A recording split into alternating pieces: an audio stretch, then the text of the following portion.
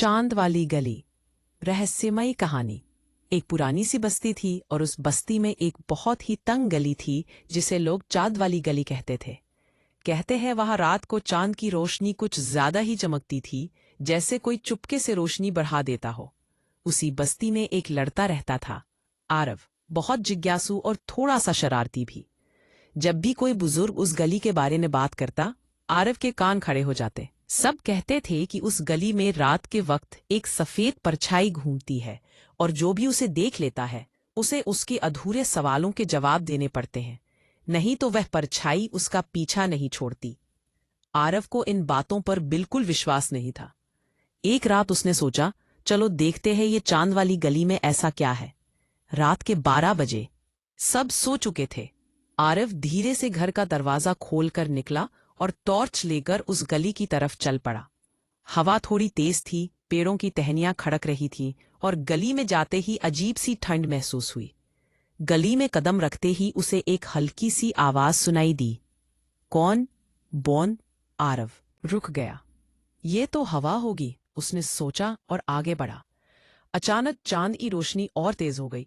ऐसा लग रहा था जैसे गली में चांद उतर आया हो और वहीं बीचों बीच एक सफेद धुंध जैसा साया दिखाई दिया। आरव की सांस रुक गई। वो साया धीरे धीरे उसकी तरफ बढ़ा और फुसफुसाया, क्यों आए हो मेरे सवालों के जवाब देने? आरव कांप गया लेकिन हिम्मत दिखाते हुए बोला, मैं सच जानने आया हूं कि तुम कौन हो। परछाई हंसी, ठंडी कंपा देने वाली हंसी। मैं वो सवाल हूं जो कभी पूरा नहीं हुआ, वो राज हूं जो कभी खोला नहीं गया। आरव धीरे धीरे पीछे हटने लगा।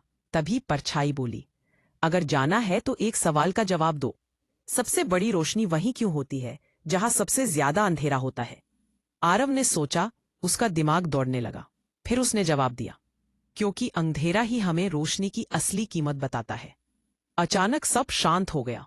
चांद की रोशनी धीरे धीरे सामान्य हो गई।